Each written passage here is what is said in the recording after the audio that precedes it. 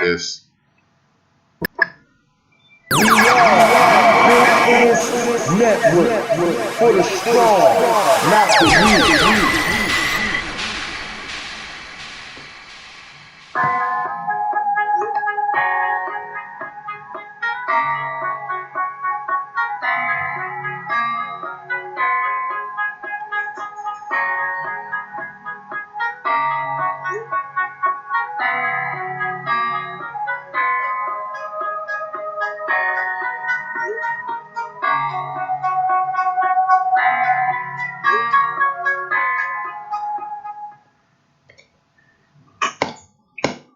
No escaping this. No escaping this. No escaping this. I'm gonna take you guys down. No escaping this. No escaping this. No escaping this. No one's ready to deal with us. No escaping this. No escaping this. No escape. No one's ready to deal with us. No escaping this. No escaping this. No escape. No one's ready to deal with us. No escaping this.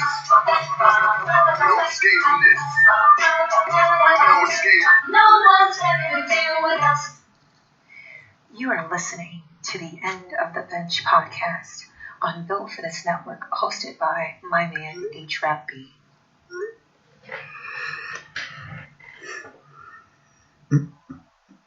Good afternoon, good morning, good evening, whatever situation applies to you. Thank you for tuning in to the End of the Bench podcast, Build and Destroy, where I attempt to build up the community, destroy the lies and propaganda that comes along with our community. Today is going to be an interesting day. Thank you for tuning in. This is on Built for This Network on Spreaker.com. You can also go to Built for This Network. You can go to Spreaker.com, find Built for This Network, click the link, hit the like, enjoy on this platform, or you can continue to stay on YouTube, whereas it is a simulcast, and I am using this platform and other platforms to spread the word, to basically spread my opinions about life in itself. Today, I'm going to do a little different show. Today's show is going to be about last month. Every once a month, we're going to do a show, and it will cover the things that we've seen in the last 30 days, how it affects you, how it plays a role in your life. And me and some of my friends will come on, and we're going to talk about the last month. This month, I am going to do a little bit of everything, but it's going to be more structured, a little more structured next month. You know how I start every show, each and every show. It is saluting my family. Everyone in my family played a role in me being here. So ancestors and or current members of my family, I always send them a salute. And that is everybody connected to the Whitmore, Pollard, Turner, Battle, Cotton, Harper, Bailey, Shaw, Thompson, Chris, Lansdowne, Ligon, Duncan, and you know me, my mother, my father, my sisters, brothers, nieces, nephews, friends, and family members. We are the Williams clan, and we are in the building. Thank you for tuning in. And in the event that you're unable to complete the show or watch it in its entirety live, go to Spreaker.com or YouTube, Apple Podcasts, Spotify, iHeartRadio, Google Podcast, Castbox, Deezer, Podcast Addict, as well as Amazon Prime. Look up Built for This Network. Built for This Network, and you'll be able to obtain the verbal. And if you can go to YouTube for the End of the Bench podcast, and then you will be able to see the visuals. Today, I have two esteemed guests that are going to be with me for the show in its entirety. We're going to talk about a few things. First and foremost, I got my main man, Rated Kev.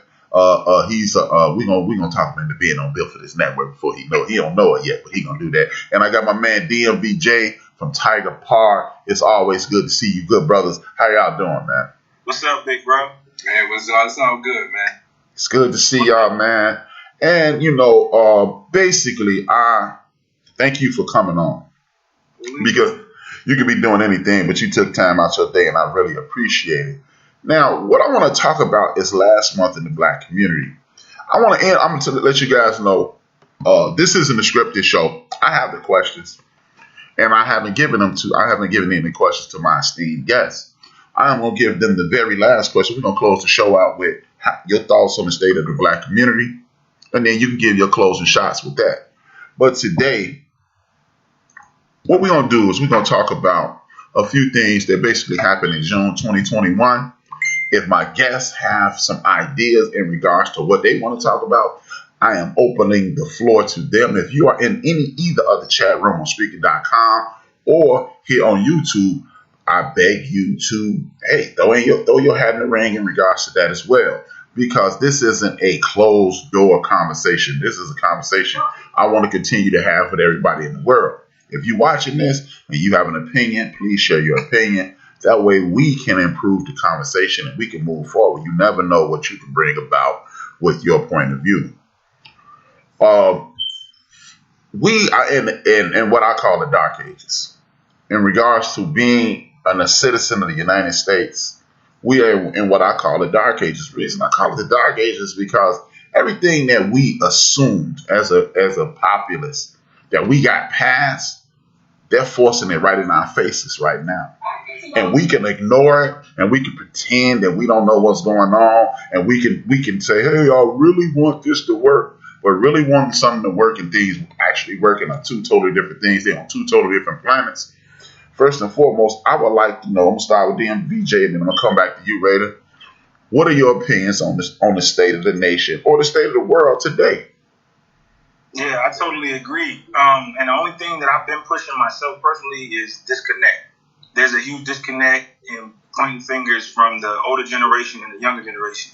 I'm kind of in the middle. I'm 36, so working with young kids, and then being friends with a lot of guys older than myself, I'm seeing each side point fingers, basically in our community, saying the young bucks don't respect, but the young dudes are saying, hey, you don't know me, you don't have no time, you spend a relationship with me for you to say something to me. So it's in regards to our community, because to be honest, it's the only one I care about. Be frank with you. That's what I'm seeing back and forth, and that's the thing that I'm trying to tackle with brothers like you two fellas, finding out what we can do to fix that. Hey, I totally agree with you, man, because this disconnect, it seems like at some point we should stop doing this. You guys, that finger wagging thing gonna get us nowhere. Nothing is done the way our parents did it. Guess what? I'm a little older than you, Jay, and I remember my mom hated that I wore sneakers every day. Like, hey, you don't have gym every day. Why do you wear gym shoes? So why is it that, and then I'm going to come to you, Ray, you can respond to both statements. Why is it that at some point, as human beings, we don't evolve and understand things are different and people are different? So why are you trying to make things exactly the same? Ray, the floor is yours. Yeah, I totally agree with what Jay said about the disconnect. I think that's one of the biggest issues in our community. We are assuming that the other generation has no clue what's up, right? Mm-hmm, the older cats figure, hey, I've experienced it, so I know better. The younger cats are saying, listen, I have a different perspective. You're old, you see it one way, but this is a new era. You have to see it our way. And I think with that connection can come with compassion of circumstances. So when the young cats can understand why we see certain things in a certain light, it's because of our experiences. Mm-hmm. Same thing in reverse with old cats. You got to look at what these young guys are looking at, and they see the world in a different way. So you have to have compassion for what the other group or other generation views things. And once we can get past that bridge, and it just comes with talking. It just comes with coming together and actually talking, and not talking at someone, talking with someone. Mm-hmm. Mm-hmm. So it's just that communication. That was a great point. We have to open that communication and build those bonds, because reality is there's a master plan to keep us away and keep us from not really communicating with each other. Mm-hmm. So if we continue down that road, we're actually feeding that master plan. Because there's a master plan to keep us where we are. Mm-hmm. You know what I'm saying? Or even lower. We have to grow from that. Or even lower. Yeah, exactly. Yeah, I mean, and that's the thing, man. At some point, what generation is going to realize that you must have empathy for somebody else's point of view? You must realize, yeah, I got more experience than you. I know more than you, but guess what you don't know? You don't know what's happening at age 18. Because guess what? When I was age 18, hip-hop was taking the world by storm. My mother was telling me, hey, that's only going to be around 3 or 4 years. I remember asking my mother to buy me some turntables. And she was calling them record players. And she was like, $500 for a damn record player? And she was looking at me. My mother, God rest her soul, God bless her. She folded. She didn't give me the Technic 1200s that I wanted, but she got me some turntables. And it helped me become, the dude in hip hop that I wanted to be. But at that point, like, my mother's mother probably didn't like Motown. Mm-hmm. My mother didn't like hip hop. So at what point do we just go, well, maybe this new thing might be something because, this mumble rap thing. Everybody hates mumble rap, present company included. I don't hate it. I do. This is what I have taken the advice of myself. Tell my son, who's 27 years old, that's just not my music, BJ. He's like, no, you might like this. But the good thing about my son is he had a chance to listen to the Wu-Tang Clan. Probably too young to be listening to the Wu-Tang Clan. He had a chance to listen to Nas and Biggie and those guys. My favorite rapper is Nas. But he also can respect 2 Chainz. And he'll say, no, Pop, you would like this. So I'm trying, but I'm not going to tell you I'm about to listen to Bad and Bougie and WAP and that. I'm not listening to that, but I'm not going to diss it. And as a collective, we must find a way to accept the difference as well as blend in gumbo style what we love. Because guess what? We were in the house, we heard the Temptations, we heard the Tops, we heard the Dramatics, we heard Stevie Wonder, and then at some point it transitioned to our music. So we need to be playing the Temptations, the Tops, Stevie Wonder, Al Hudson, and then hip hop, and then whatever's coming along after our age of hip hop. And because music, I don't care where you are, you could be the most staunch racist in the world, or you could be the most community driven, earth driven humanitarian you can find. Guess what connects us all? Music.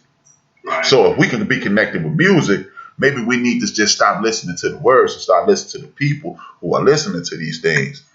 Another thing that we need to stop doing is identifying ourselves as a Christian, a Muslim, a blah, blah, blah, whatever you are, because guess what? You're a human being as well.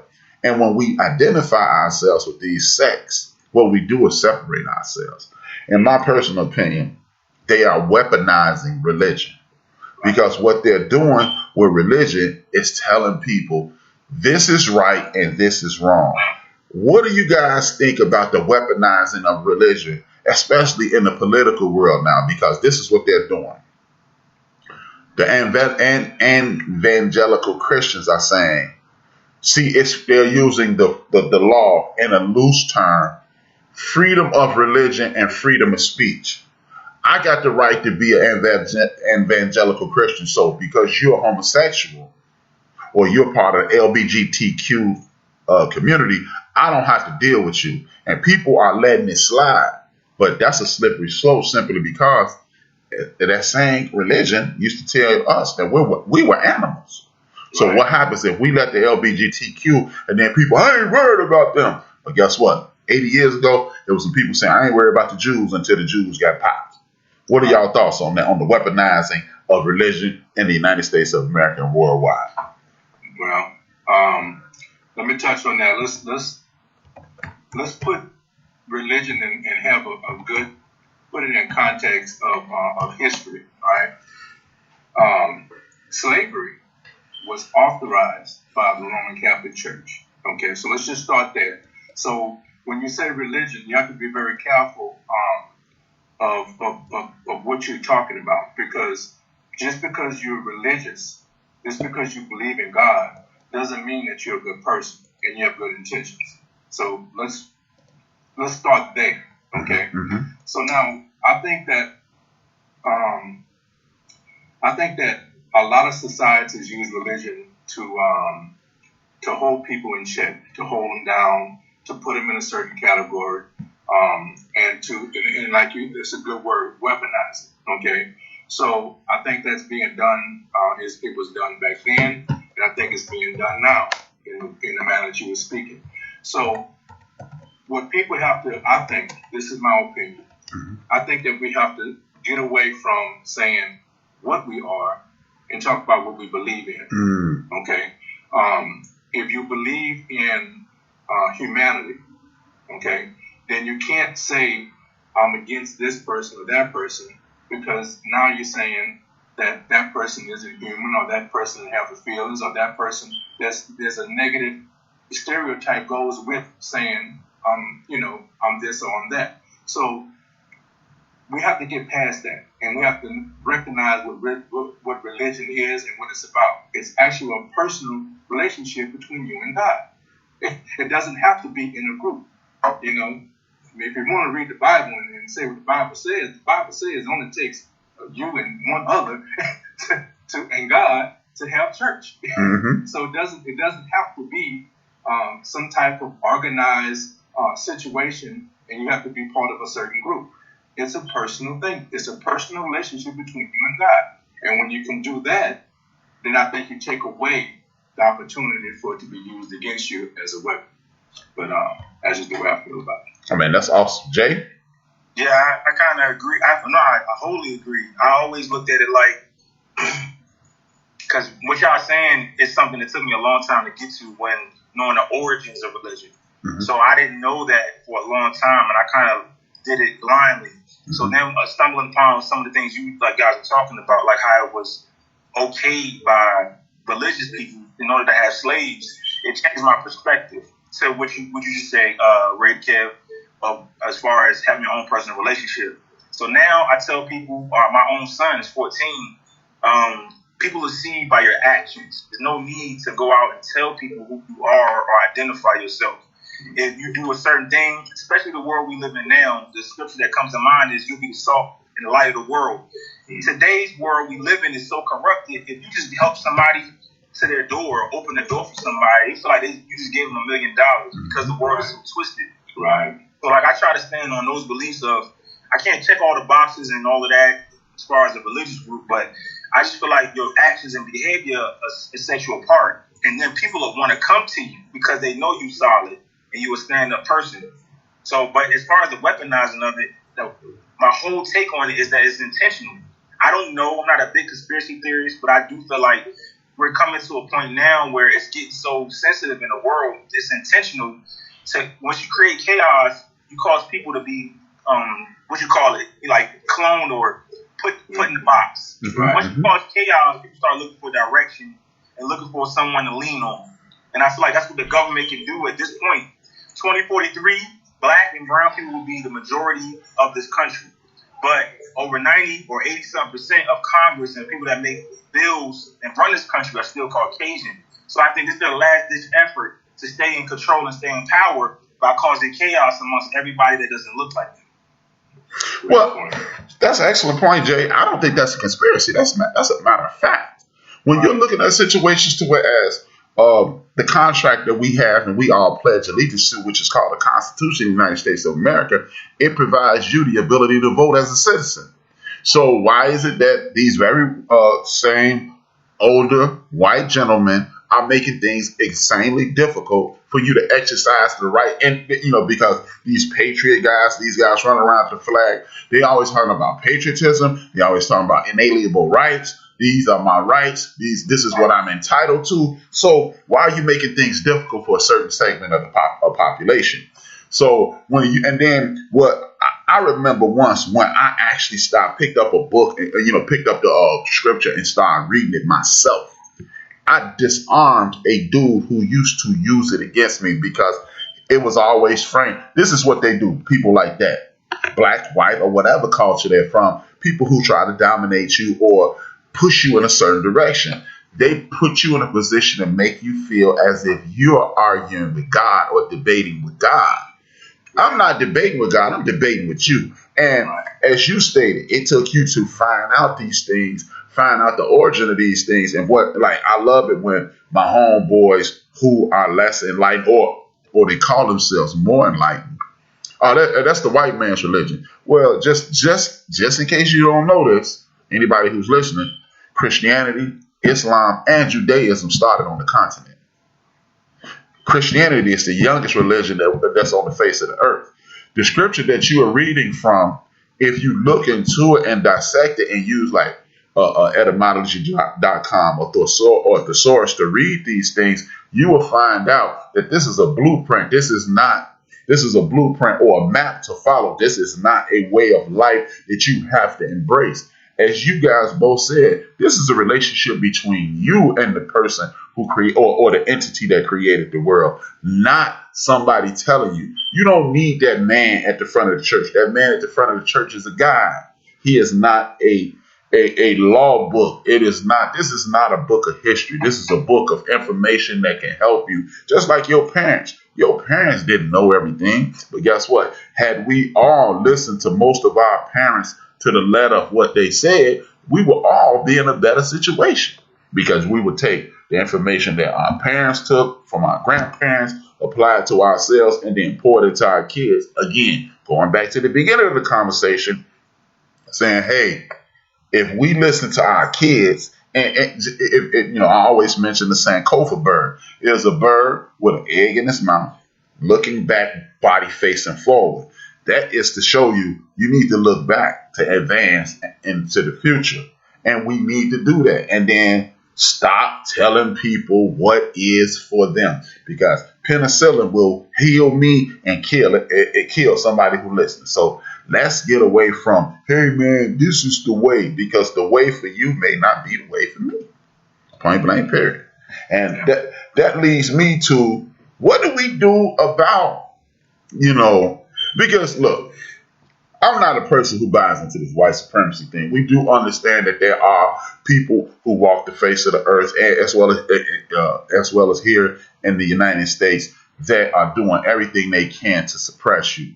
What do you think about this concept of discrimination and we're being held back? When you look at these things like laws being changed, what do you think we should do as a community to just weave through that? Either one of y'all could take the floor in regards to that. We talked about this one time on the Tiger Park show, and I'll be honest, I don't remember if everybody agreed, but I know some people wasn't on board with what I said, but this is what I wholeheartedly believe. It used to be a time, I seen in your beginning trailer, brother Chairman Fred, it used to be a time where everybody policed each other. Everybody, like, it used to be a time, I'm probably the last generation, I feel like, where an older woman to this day could come to me that don't know me and be like, check me. She can really put me in my place. It used to be a time when we were like that in our community. And I said on that show in particular was, in order for us to change this, you have the one side saying we need to just get guns and all that. And you got the other side saying that, with how you agree with, basically it's not that bad. I personally feel like we should infiltrate places intentionally like other cultures do that affect change. For example, we're yelling at the presidency. We can't really affect that. Somewhat we can, but we can definitely directly affect our local communities by voting out certain councilmen, by voting out certain local government officials, and putting in people that are empathetic to our situations. So yeah, there are still some social constructs such as food programs, and I work in a place right now where it's high in crime, and people are complaining about it, but there's also no running transportation to good paying jobs. All the jobs in that area is paying $10 or less in that area, and the rent is going sky high because it's 10 minutes from downtown. So there's no transportation. Things like that are being affected by the community are still in place that affect us majority. So we got to get in positions that change that. So it should be us going to city council meetings, even though it's not what we want to do or what is not cool. Because Jewish people, Asian people go do that so they can dictate how their community works. Right there. Salute, Jay, on that one.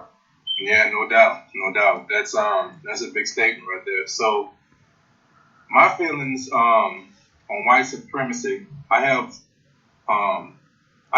feelings go all over the place. So I definitely think white supremacy. I don't give it power, so it doesn't really exist to me. In essence, I don't know who all is going to listen to the show, and I don't want to be viewed as a racist, but I think my race is superior. So, so white supremacy can exist in my mind because I feel like I'm actually superior. I'm coming from the better gene pool. The only thing that you have only advantage you have is that you have control of the social structure. You have control of the money. You have control of a lot of things that, have restricted me. But every time, if we're put on the same plane, given the same opportunities,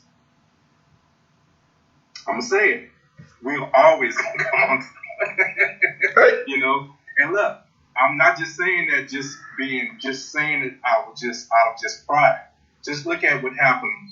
We go back last month, we talked about Tulsa, and look at what happened in that community, right? In the time frame. These people had zero start. They started from a negative and built a social structure that was so strong that other people felt it had to be destroyed because of where it was going. And that's with lack of education, lack of opportunities, lack of any type of resources. They built their own social structure. They built their own resources. Everything was built by them. So given an opportunity, because of how we're built, we're always going to be better. And that's where the fear comes from. I think the fear and what drives this whole narrative of white supremacy is because they're afraid that if we're on an even plane, that the obvious would be stated. You are not superior. You're actually inferior.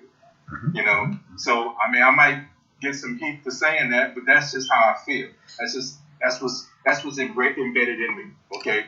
So how does that translate to how we live today? Okay. So what we have to do as a community, I feel, to fight this whole narrative is understand each other, understand our wealth, understand our strengths, recognize our weaknesses. But like Jay was saying, listen, we have to go back to that old saying, I'm not going to be afraid to be checked by an elder because they may have something to give me. They have something to offer me. So start listening to each other, understand, our strengths, and let's grow as a community and stop allowing that narrative to be fed to us because that's what keeps us down. We believe, not me, because I've already told you how I believe, but as a community, we believe that we're actually inferior. We believe that we're not built, we're not capable. But history tells us that we are capable. They just don't teach us that history. That's why the history needs to be taught. Because once you see what you're capable of, and now you have all these resources, you have so much more power today than you did back in the 50s and the 60s. And look how far they was able to come. Imagine if we had that same mindset that they had in Tulsa. Where could we be today if we start believing in ourselves and start believing in each other? That's why that white supremacy narrative is being fed, because they don't want us to believe in ourselves. So that's how I view it. And I don't give it any value, but that's what our community, we have to stop giving it value because it has no value. I totally agree. And one of the things that popped up when you was talking about that was the whole everything we're talking about, the younger generation, old generation disconnect, as well as being checked. The one thing that I preach, because I work in a school, the one thing I preach to school personnel and to people out and about is relationship. I'm also that last generation where even though it was such a bad thing, we were the beginning of that, saying crazy things to your grandmother or getting out of line to your elders. And they're like, what in the world? We were like the beginning of that because gangster rap was my era. So gangster rap was kind of when I came into the fold with all of that. And the one thing that is a neutralizer to all that is that relationship. So Miss Ellie that lived on the street could check me only because I had a grandmother or auntie that would invest in me and spend time with me, and she did the auntie. And Miss Ellie that lived on the street reminded me of her. Does that make sense? Mm-hmm. The relationship is still there, even though it's not the same person. So we're lacking that and the family structure.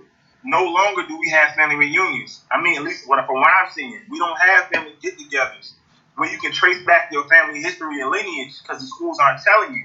So there's no more relationship when such and such from the grocery store tell you stop talking to your mama like that. You looking at him like, what? There's no respect there. So that family structure is taken as left, as well as that disconnect, all kind of pushed together.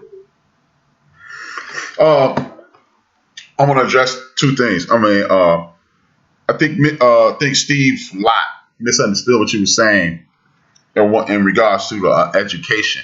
He meant by and large, not the upper crust of Black Wall Street. You didn't mean a lack of education in regards to doctors, lawyers, so forth and so on. Because at that point in time, education wasn't paramount in the country, let alone in our community. I think that's what he meant, Steve. But I do like the fact that you participated in the conversation. Thank you for adding something to it. And now, in regards to what you started your statement off with, Rady Kid, I want to add this to what you said. There's nothing wrong with believing that you're part of the greatest race in the world. There's nothing wrong with that. The problem comes along is when you step on somebody's head to prove it. See, if I think I'm the greatest podcaster in the world, I can't come on here and say, and this guy sucks, and that guy sucks, and he misspelled this, and that's when you have a problem. Believing you're the greatest is nothing. There's nothing wrong with that. Now, when you when you subjugate somebody and to prove that you're the greatest, that's when we have a problem. And I totally agree with both of you guys. What we have done is what I always call we've been Americanized. And to be Americanized, what I believe is this: we step out of our own governance structure in order to fit into the social structure. Now, and for the first-time listeners, there's in the Africana Studies departments throughout the United States of America, there are two top structures: the governance structure and the social structure. The social structure is how people see you. The governance structure is how you see yourself. We correct each other when we speak in our own dialects. And, the funny thing is this. We will quote, Jay did it earlier, and I'm not escorting you at all, Jay. Well, the Jewish community does it this way. The Latino community does it that way. But you know what? The Jewish community have a certain lingo in regards to their culture. And when they speak in it, they don't look down on each other. They acknowledge it. They embrace it. The Latino community that we always go, we need to be more like them. You got people like Big Papi, I can't think his real name, and Manny Ramirez that don't really like Alex Rodriguez because he got rid of his accent. That's embracing your culture, and that's saying you need to be more like us than to try to be like somebody else. It's okay to speak with an accent, but on the other hand, we want to do those things, and we want to say, hey, we want to uplift our community. But when we speak with a Southern twang or Eastern twang or Midwestern twang, you don't speak right. You need to adapt to somebody else, and that's where we truly lose, because there's nothing wrong with speaking with a Southern twang. Because you know what you're doing? You are embracing who as Jay just said, you're embracing who your grandmother was. You're embracing who your grandfather was. That's the way they spoke around you, so that's the way you speak. Oh, well, the dominant structure is not going to deal with you if you don't speak like them. Lies. Because how the hell those people, as you mentioned, how the hell those people in Tulsa, Oklahoma get all that money? Because I'm quite sure some of them spoke with some ain't got no's and ain'ts and I don't knows and things like those, and the way we speak in our dominant and our culture.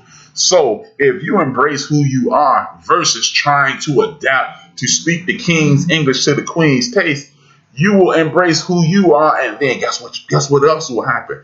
You will do exactly what Jay said. You will look back and realized, oh, it's a Tulsa, Oklahoma. Oh, so it was more. Oh, it was a Wilmington, North Carolina. Oh, it's an African town in Alabama, and we'll be pull up this African town out in L.A. And we will realize the greatness that comes along with being a member of our culture. When you realize the greatness, this is why they prevent us from reading. When you realize how great your dad was, just imagine. I don't know about Jay. I never talked to Jay about athletics. Me and Raider talked about sports. If we didn't realize how great our dad was at the sports that we chose, we would have worked a little harder just to beat our dad.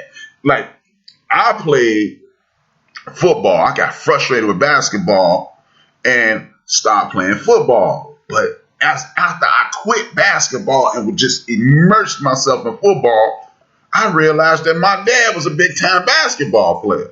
But it was too late then. If I'd have had my dad was killed, and I don't want to go into it, my dad was killed. And just imagine if my dad would have been here, and when I got frustrated that day because I was using too much physicality on the basketball court, my dad would have said, boy, get your ass back out there and do the thing. And I should have talked to my Uncle Richard, who was an enormous basketball star.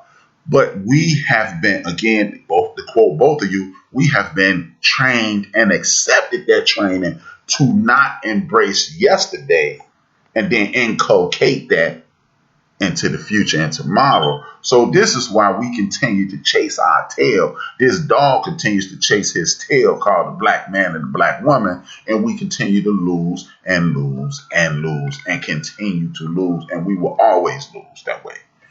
At some point, we are going to have to realize, as we need to start, maybe when Raider Care get his YouTube page up, fully functional, we need to make sure we're listening to him, because there ain't nothing wrong with thinking, I'm the ish. Nobody can touch me at this. Because just imagine, man, if we realize Charles Drew was a C student, a major league track star, jacked up his knee. His grades were so average that he couldn't get into medical school in America, so he went up to Canada. And then he realized his greatness in Canada. Just imagine if it's an average student right now. One of the most intelligent people I've ever come across in my life, his name is Dr. Greg Carr. He's the head of Africana Studies at Howard University. He said he got in school by the skin of his teeth. He was an average student. And now, if you listen to Dr. Carr, it's mind-blowing how intelligent he is. And all that comes from is just understanding what's around you, what's been around you, and the superiority thing is non-existent. It's a non-factor. And then you don't have to adapt to anybody's culture. With that being said, what do y'all think about this? Again, for the last month, I've been talking about the reshaping of the thinking in our community and the people in our community. We, by and large, we don't like and or trust the police. By and large, we don't like and or trust politicians. Only civil service that we truly don't have an issue with is firing. We don't deal with the military, and we don't deal with politicians. At what point will we start talking to our very young people, and saying, you're going to be a politician, you're going to be a police officer, you're going to be a military person, and if you're a military, like my thing, this is my thoughts, and then I want you guys to take the floor. My thoughts is this. We all have a bunch of young people who really don't know what they want to be. Most people on earth don't know what they want to be at age 18. So some of us are going to go, I'm going to go to college. And then some of us like, hey man, college ain't my get down. I don't want to do that. How about we start encouraging our young people to go to the military for leadership skills, for focus, for free vocational training, and then teach them how to come back to community and be heads of the community. Because this whole concept of we need a leader, we don't need no damn leader. We're not dogs. When we going to start talking to our kids about tomorrow versus getting a job? I'm listening. Well, I have mixed feelings about the military for a lot of different reasons. In general, I'm on board with it. I feel like it's a great opportunity. There's so many opportunities going to the military that would advance someone, and it puts you in a mindset. Really, you're not going to be lazy. You're going to understand what it means to be disciplined and driven. You're not going to survive in the military if those things aren't in line. Okay. The only issue that I have with the military is that you have to follow orders from a government structure that has very little compassion. So in that aspect, I'm kind of conflicted, right? Mm-hmm. I think as an individual, there's so much growth, but because of what you have to do in order to survive, you're not capable of making your own decisions. You have to, so that's my only issue with the military. But I understand your point. I can see where it can definitely be a bit of a benefit because financially it can be such a jumping start to your career. Free education, so many opportunities for loans under GI Bill and stuff. It could be a great opportunity for someone. And like I said, it teaches you to be a leader. It teaches you responsibilities. That laziness that it's kind of embedded into our kids these days when you root it out. So I definitely understand it. And going back to that leadership part of it, and I think what you were saying, advancing it into being leaders in our community. So coming out and being leaders in our community, being that person that's on the student council or on the that's in the government structure that can make a positive, because you have that reputation or that already have that I'm for our country. Mm-hmm. I am, the person that has protected you. I was part of that environment. So we have to respect what I'm saying. So when I say we have to revamp our police force because it's not being run correctly, you have to hear me because I protected you for this amount of time. So I understand where that concept could definitely be an advantage. So yeah, I'm with it. I'm with that. But I think really one of the things I think you're really trying to get at is that we have to lead our young people to be more part of their government structure. Their financial structure, the whole structure that our community needs to be self-sufficient, to be police officers. We want to talk about, we have to redo the police force or defund the police, but not necessarily defund the police. Let's restructure the police and put us in charge of our protection of our neighborhoods. You know what I'm saying? That's what's needed. That's how we fix the police. You know what I'm saying? Not let someone else police us. And it starts with, I think that's where you're going. Let's go to the military. Let's get that formal training. Let's understand the discipline, all the things that's needed to run a police force, to run a government, to run a financial district, to run technology. These things are needed, and it could be obtained through the military. And I'm down with that. And can I say one more thing? I want to go back to what I said about Tulsa. So there's no way am I ever going to down these people and say that they wasn't educated. All I was saying was that they were not even a generation. Their parents were slaves. And so their opportunities were limited. Today, you can go on the internet and find anything that you want. Yet, we don't have the same motivation or structure that they did back then.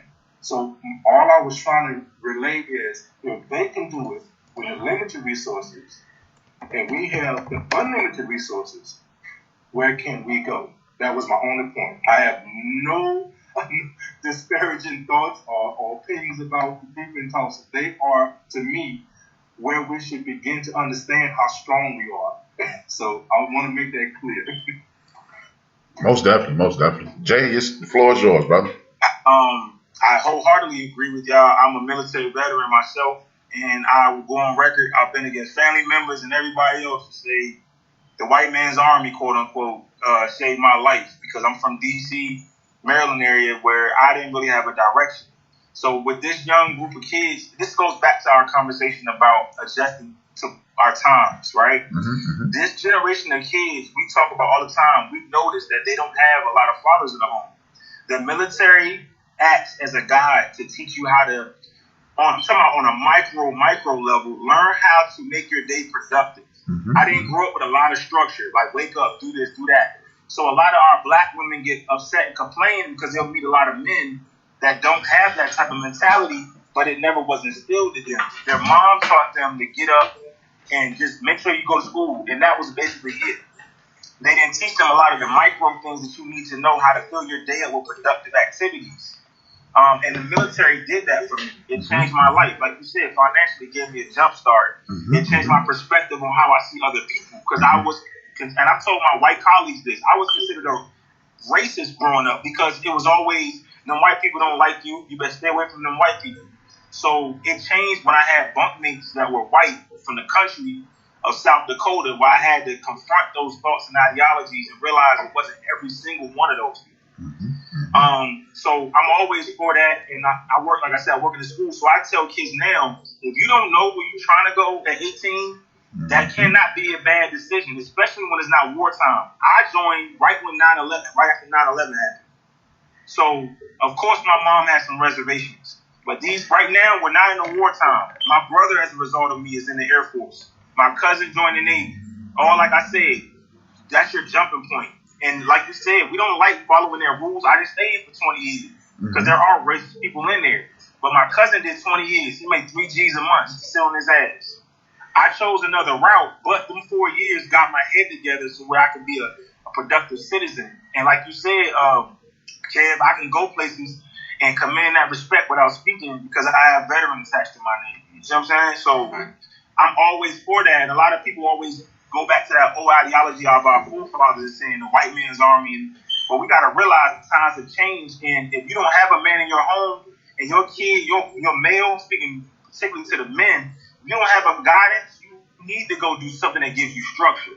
And then you can even join nowadays for 2 years and still get a child loan. See what I'm saying? So why not get a jump start? And going back to what you said, my direct answer to everything is that we have to be more intentional. Our brothers like us and people in the chat room, we have to be more visible. I can only speak for me, and I feel like y'all are the same way. I don't like to be on social media. I don't like to back and forth with people because I believe in what I believe in. But I feel like that's also where we got to change, or I have to change and get more visible because our mindset is not the majority and it's dying out. So men like us that feel this way, we're not usually out front. We're hard workers. We stay out the way. We take care of our business. But we got to go back to the old days where we are checking the kid at the grocery store. Hey, man, sit down when your mama told you to. We got to get more visible so that people can start hearing us. You see what I'm saying? Right. And that's exactly what I was talking about. You guys hit the nail on the head. If you don't see, you don't know. I'm tired of people assuming, oh, well, I knew, or like I grew up in an insane community. I'm talking about madness. I grew up in the midst of pure madness. I grew up in the neighborhood that was on the news every single day.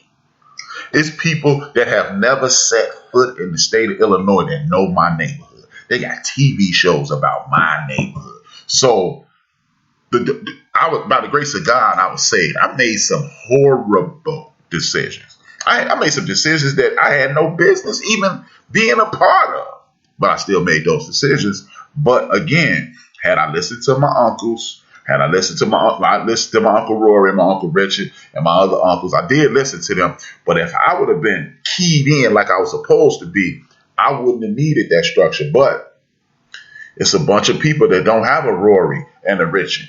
And what we need to do is, like Jay said, we need to support these sisters, these single moms. Get behind them because you know what?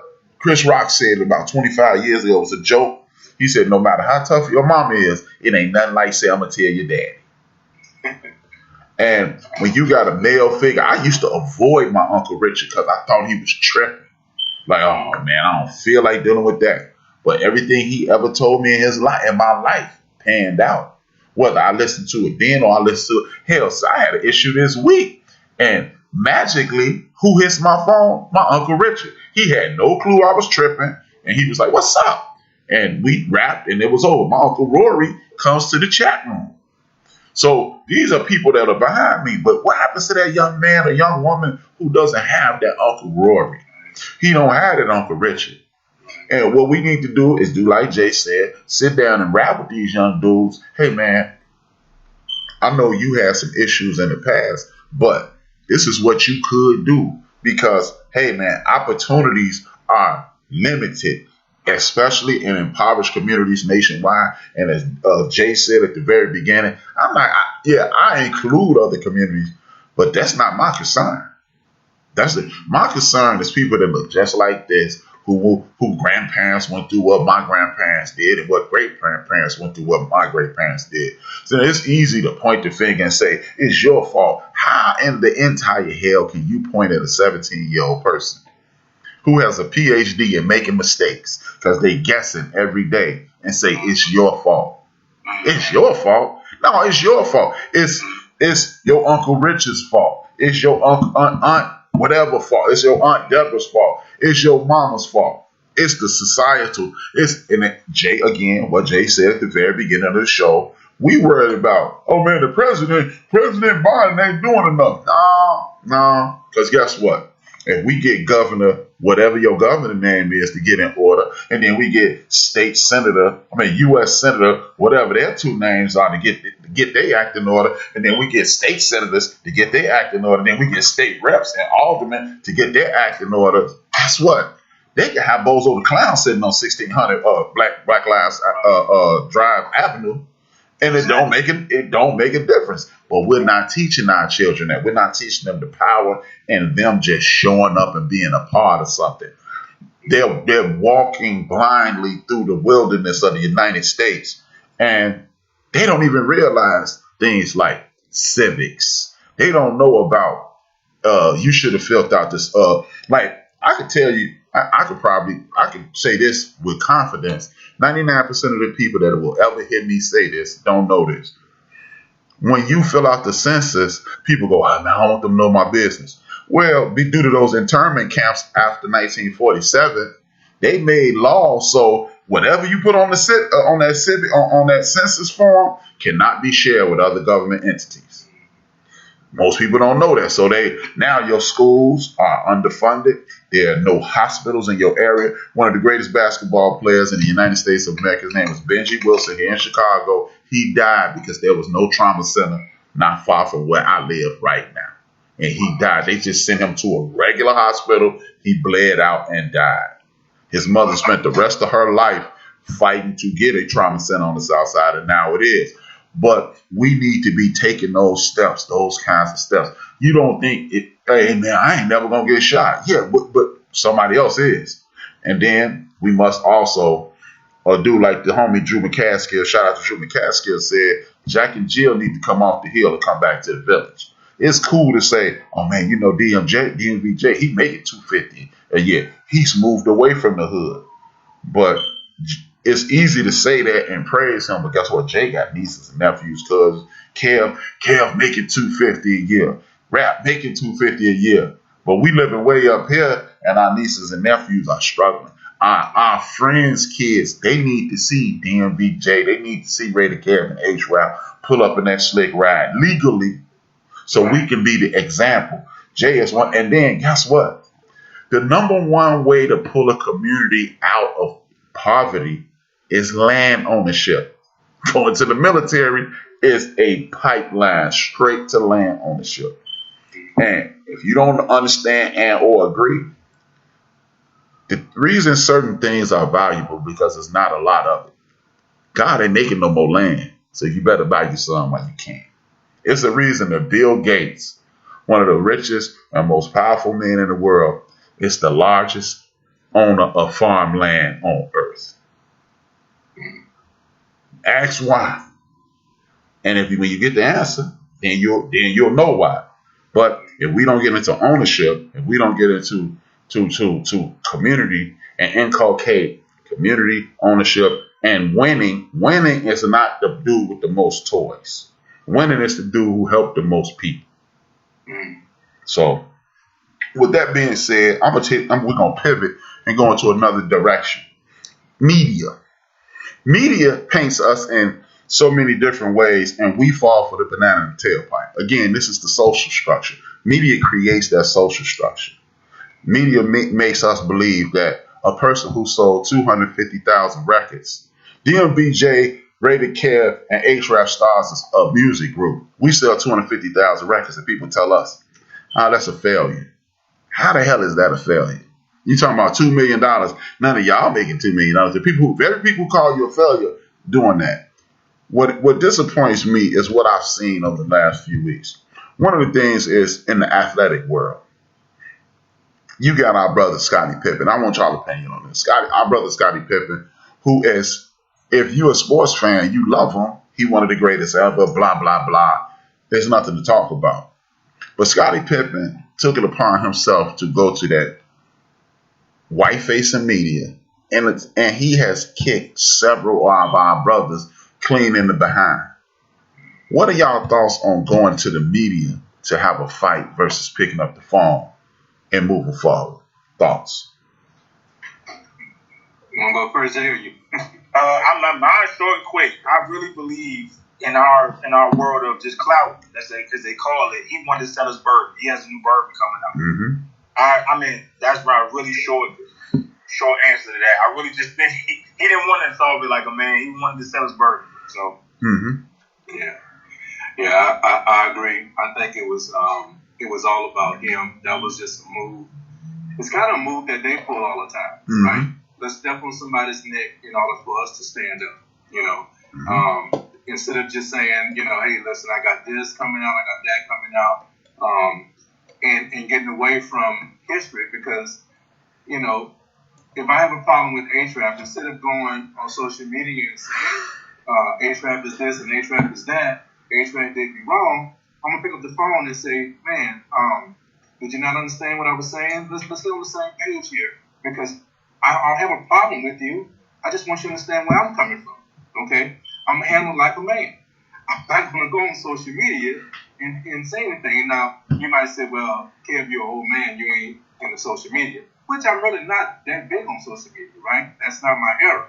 But at the same time, I think that you have to understand when anyone, I think, goes on social media or uses media, period, not just social media, but whatever it is, go on a show, why are they saying what they're saying? That's my first question whenever I hear any controversial statement. I hear the statement. I understand what you're saying.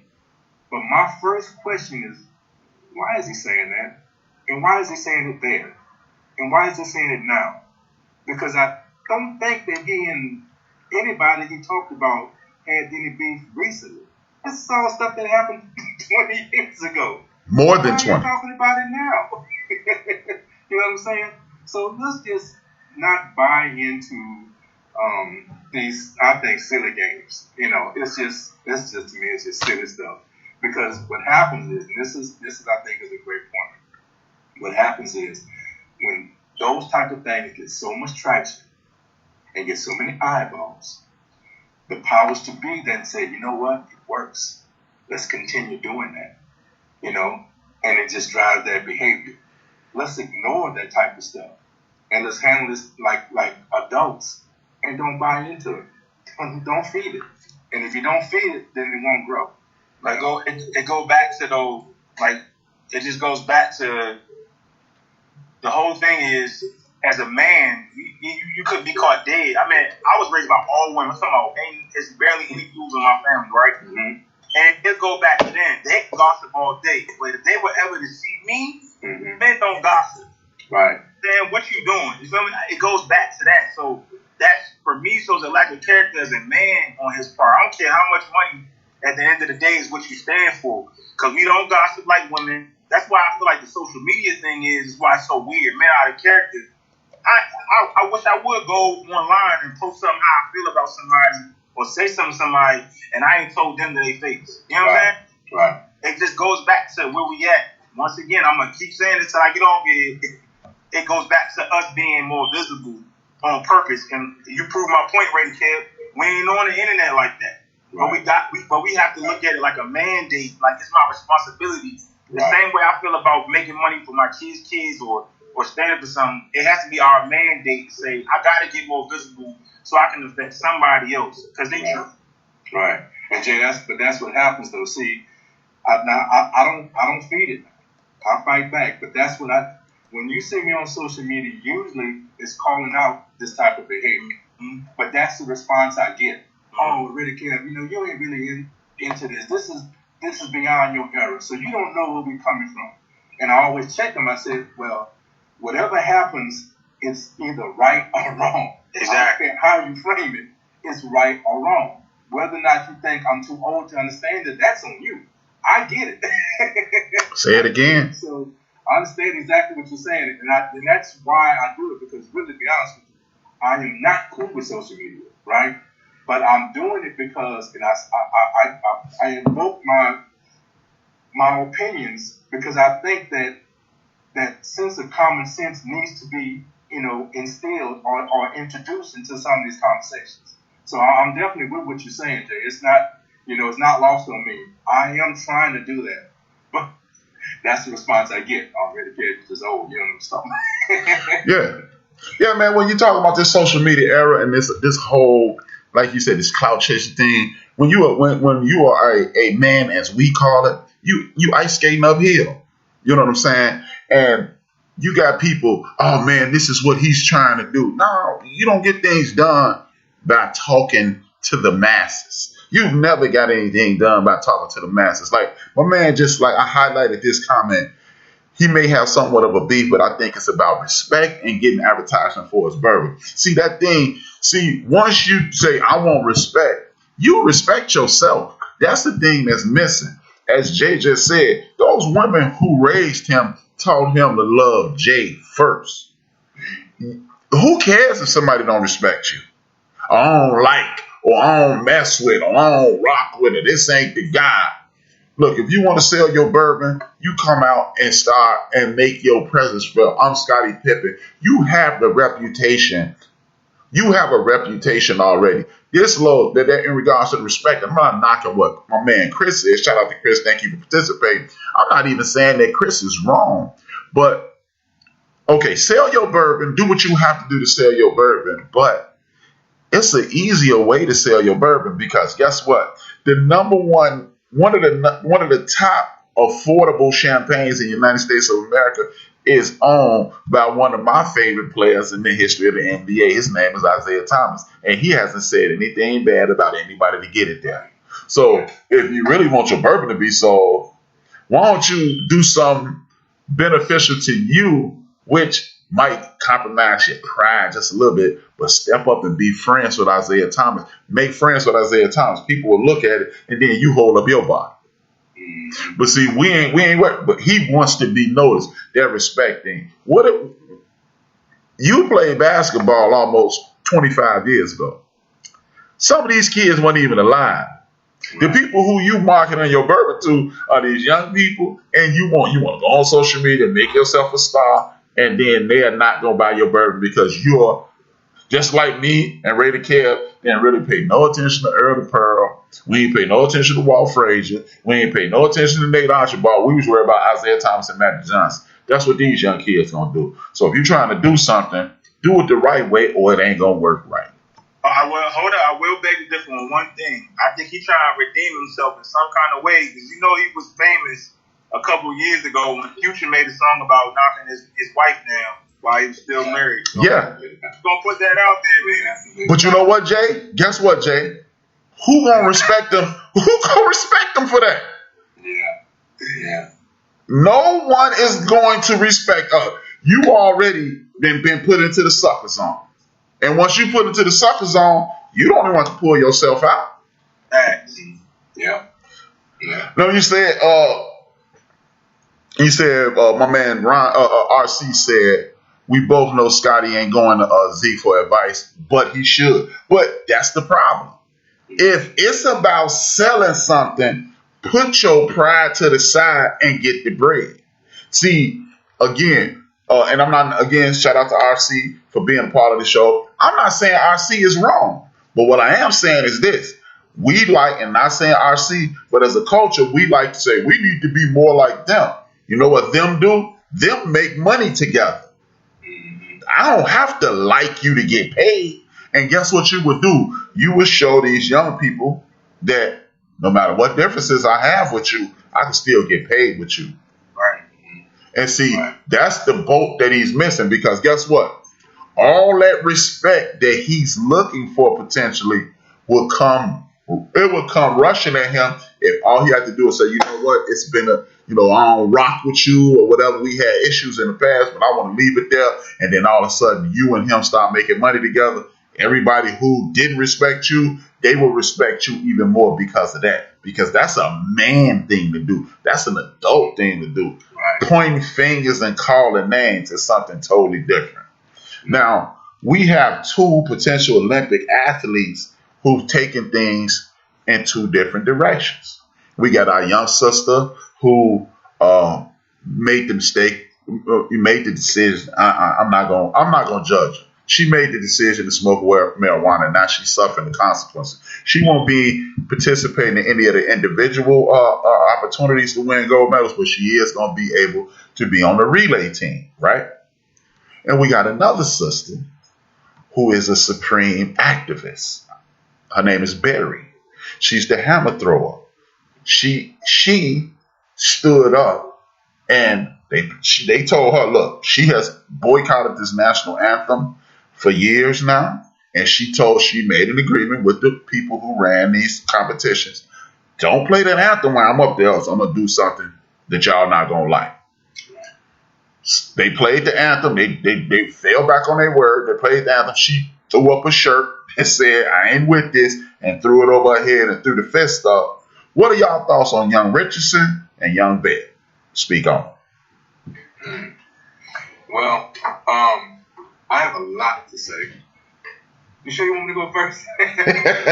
Do your thing, man. We on here to talk. All right. Let's go with Barry first. Okay.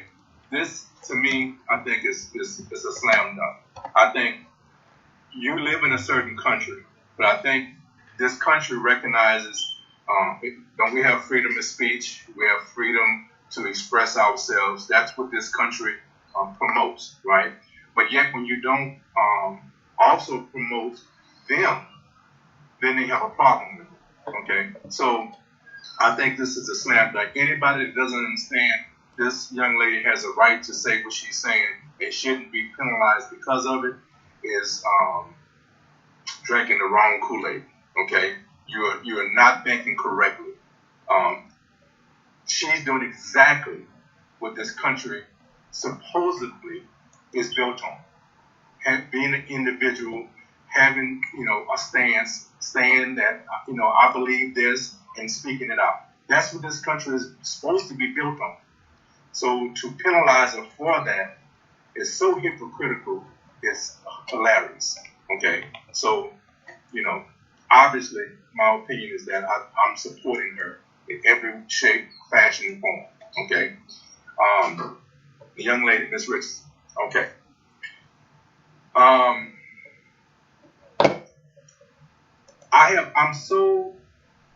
I don't really understand why people don't understand how this is so unnecessary, okay? This young lady hadn't done anything that enhances her performance, okay? What she did not do, she did not conform to a regulation that this organization has set, okay? Now, we as people, we are supposed to follow rules, okay? But I feel, personally, I think sometimes rules are set without understanding why should we be following this rule. I think some rules were set before we understood what marijuana does to the body. It was illegal in most places. Everywhere it was illegal, right?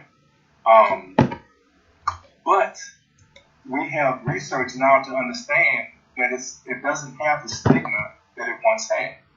So, and first of all, let me say, I'm not a smoker. I don't smoke, and so I'm not saying these things because I want to be on the bandwagon. Let's legalize weed, and I'm not saying it because of alternative motives. Okay, I'm not a smoker, but what I do recognize is that what she did not affect her performance. Right? It broke a rule, and she has to pay for that because a rule was broken. But let's use this as a jumping start to understand: does that rule need to exist? Because I don't think it does, in my opinion. I don't think it does. Should that behavior be okay on the track, at the facilities, in the dorms, things of this nature? No. We can restrict the activity itself. But why are we testing for something that doesn't affect her performance? That's my one question. Okay. Number two, the backlash. Okay. And I was blindsided because at first I thought she was gaining support. But then I realized, no, it's just the opposite. There are so many people against her because of her actions. And that really caught me off guard. Because, listen,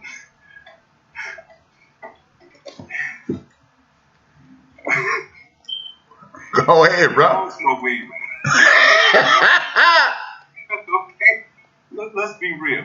Are you going to sit here and tell me that you've done something, yet you're going to criticize this person who's 21 years old? In fact, you said something earlier. She has a master's degree in making bad decisions. Okay, she's 21 PhD. years old. She's not 31 years old. Okay, if she has a real true understanding of the consequences that she was putting herself in, maybe she would have made a different decision. She has a lot of things going on in her life personally that perhaps led to that bad decision. Okay, none of these things are really viewed. Oh, she broke the rules and she should pay for them. She should know better. Hey, look, man, we all have made mistakes. HRap said it earlier. She has a master's degree in making bad decisions. She's 21 years old. Let's get off her back. Let her grow. But also, understand, these rules, some of these rules, they're archaic. Let's kick them out. They shouldn't have.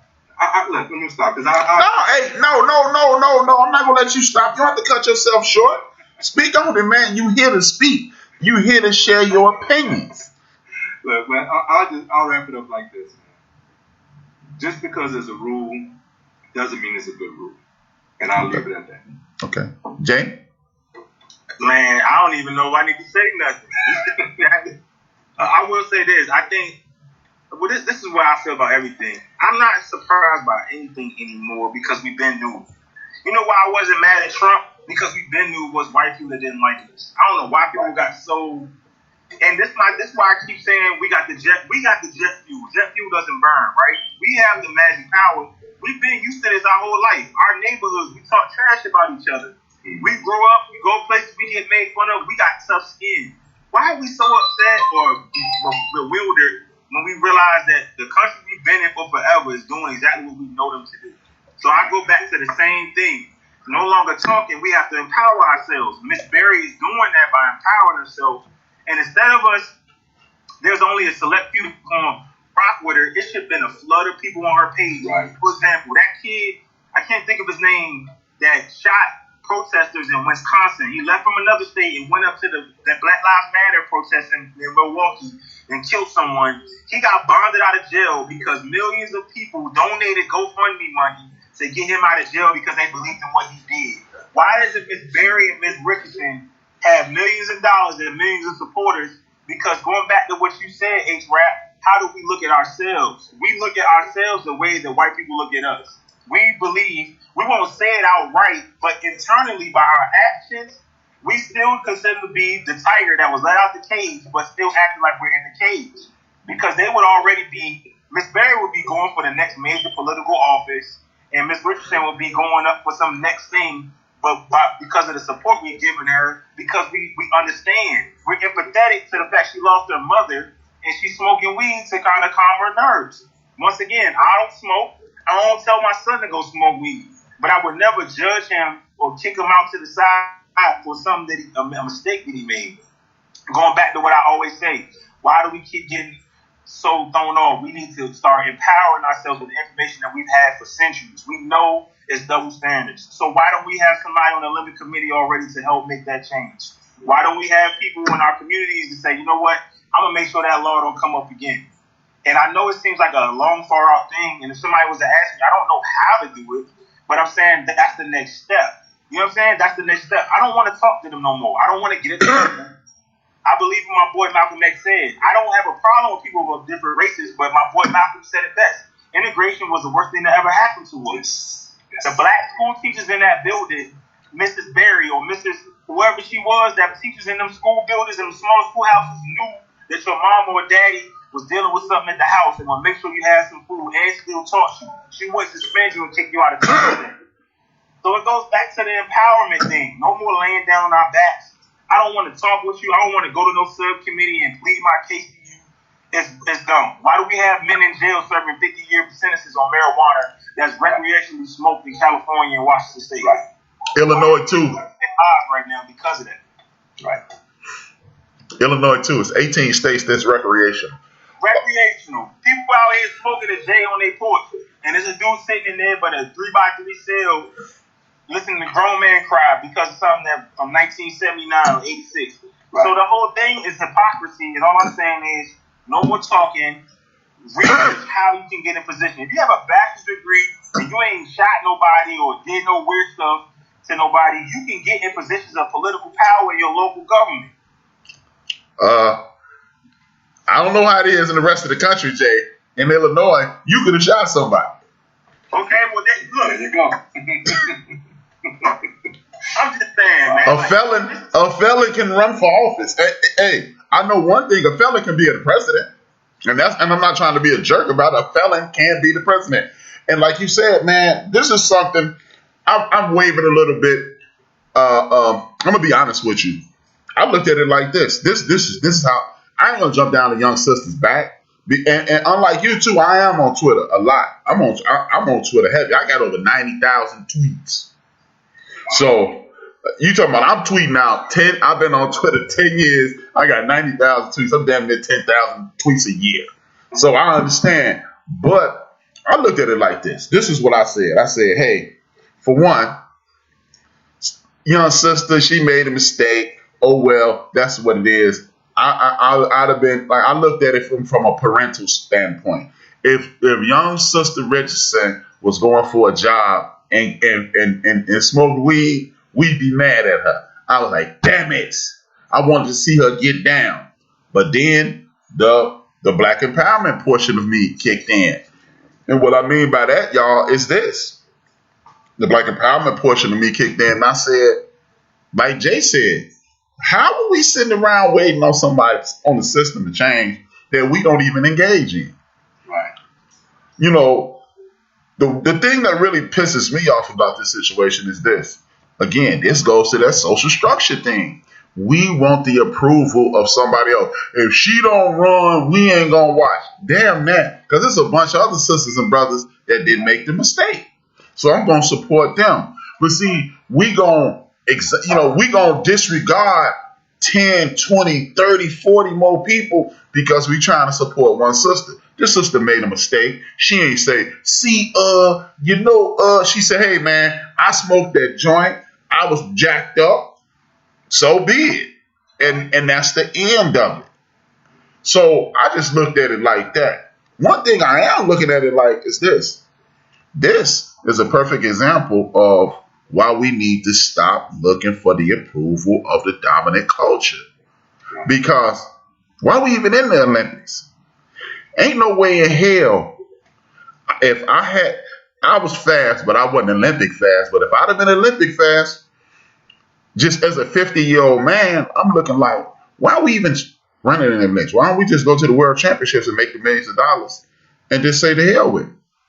Because why am I going to run for a flag that don't even want me to vote? Why am I going to run for a flag that integrated me and put other people from other cultures, people who don't care about my culture, in my schools and cripple my ability to learn? You know, because they did this as a Harvard study. They took some Latino brothers from California and some brothers from New York, and then they start inculcating Latino history and the Latino accomplishments into the curriculum of that school, and Black accomplishments in the curriculum of that school. And those students went from being D, dropout, D and C students at their best to excelling. So this shows you when you embrace who you are, what you've accomplished, you'll be engaged and you'll excel. So while we sitting around going, hey man, I got to get to the Olympics. No, I got to, you know what? This is a capitalistic society. I need to get to the World Championships. Y'all do this all y'all want to, because guess what? In 2022, the World Championships will be there, and they're gonna be giving out millions of dollars to do exactly what I'm doing for free. And I get on the Wheaties box. Hey, is Usain Bolt? Is it Usain Bolt worried about anybody? No. See, we continue to buy into a system that hates us, that disrespects us, and then as my man Chris Christmas said a second ago, I can't understand how someone can have a problem with a peaceful protest and exercising freedom of speech, but not have a problem with an insurrection at the White House. Right. So until y'all stop acting a fool with us, why do we even care? Young Richardson, she gonna be in the NCAA championships next year, and then she at 22 years old, more than likely she's about to graduate from a LSU university, and then she can go overseas and become a millionaire. And don't worry about this. And guess what? As Jay said, we need to be getting right behind her. Kyle Rittenhouser is his name. You got Ricky Schroeder and other people bonding him out of jail, and it need to be, and I don't want to put it on our young brother LeBron, it need to be some people saying, start a GoFundMe for Sister Sha'Carri so she can go to the World Championships and just be her and represent us. Until we start doing that, we're going to continue to get, like you said, Jay, we're going to continue to get a foot not behind. Sister Charlotte said Sha'Carri lost her mother a few weeks before the fact. She performed phenomenally and just did it despite spoken word. It's a testament to her athleticism, and that's what we need to be focusing on. It's easy to point out what HRap did wrong. If I told y'all some of the stuff that I did in my life, y'all stop listening to my show. This dude is a hypocrite, but I didn't get caught doing that foolishness. Therefore, y'all listen to me. Y'all respect some of the things that I say, and y'all appreciate it. But instead of pointing out what's wrong, man, do y'all know? I'll give y'all an example of what I'm talking about.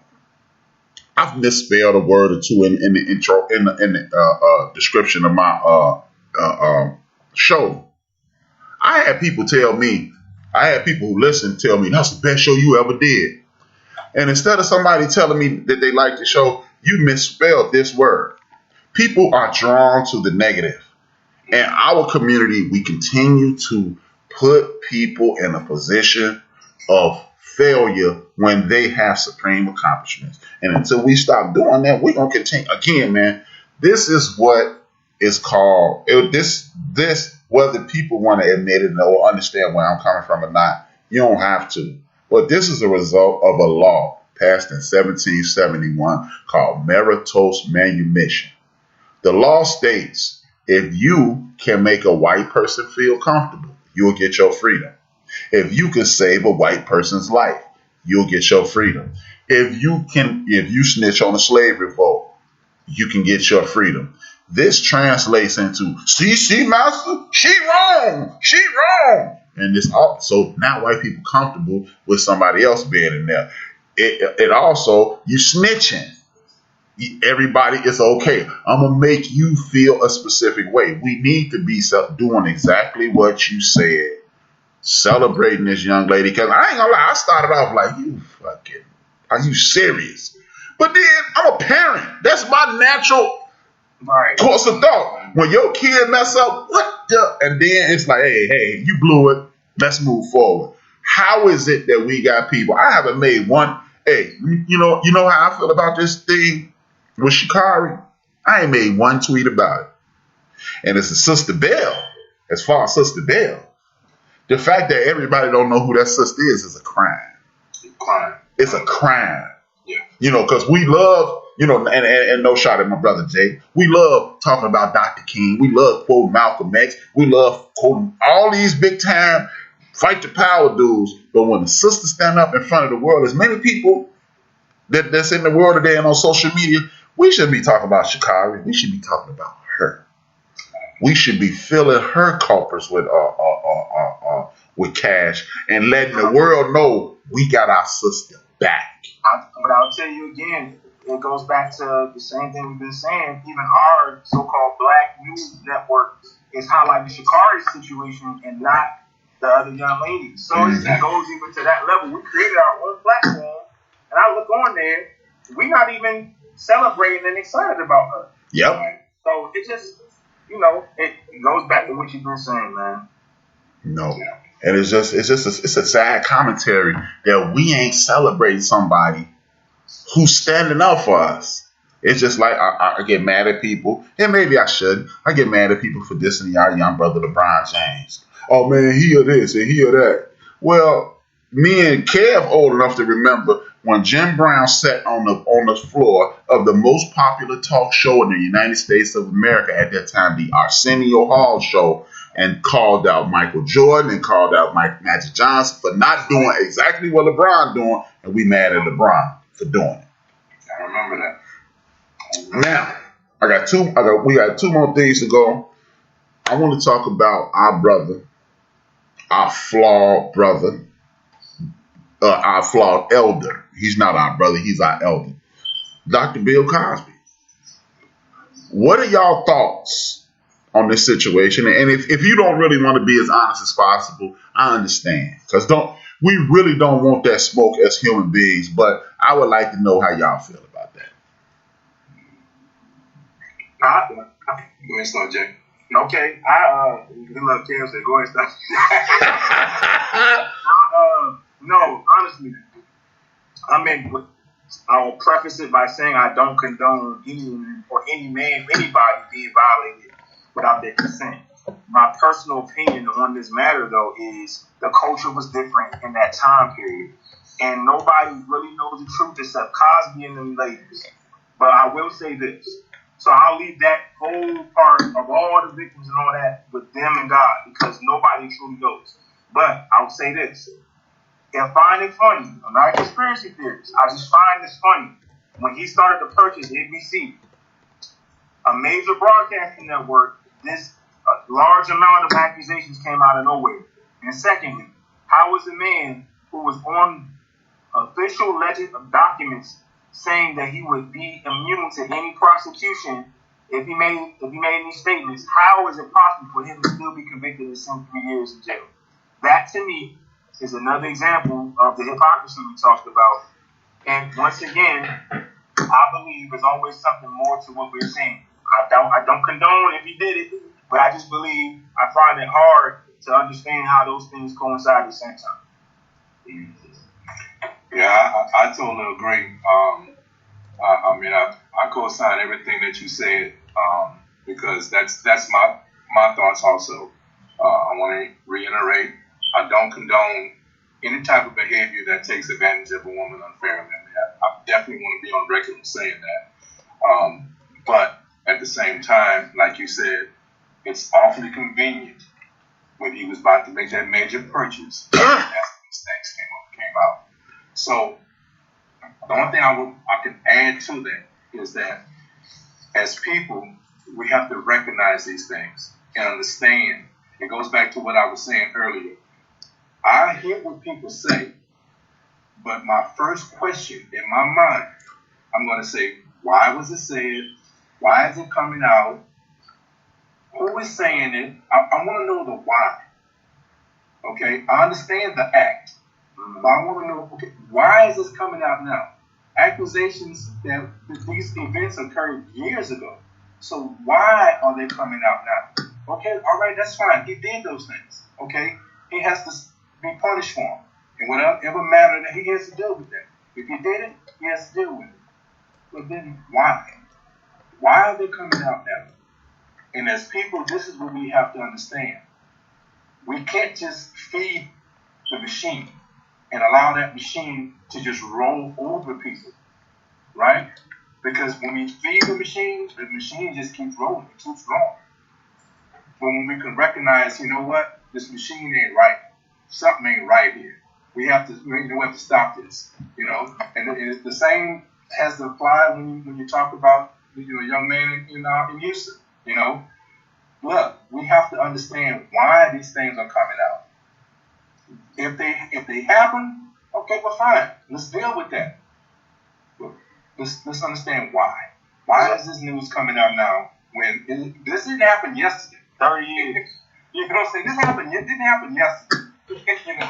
Decades have passed. And now? So, yeah. I want to echo, first and foremost, I want to echo everything you guys said. And then I'm going to take the natural route that we're forced to take in this internet world when you have to preface everything you say by saying, and I'm going to have to hurry up because I got to take my sister to get her car back. I just realized how late it was. None of us, we got daughters, we got sisters, we got parents, we got aunts, so the whole raping of a person is not cool under no circumstances. Now, as you stated, if we're going to crucify, my only issue with this entire thing is this. I got two issues.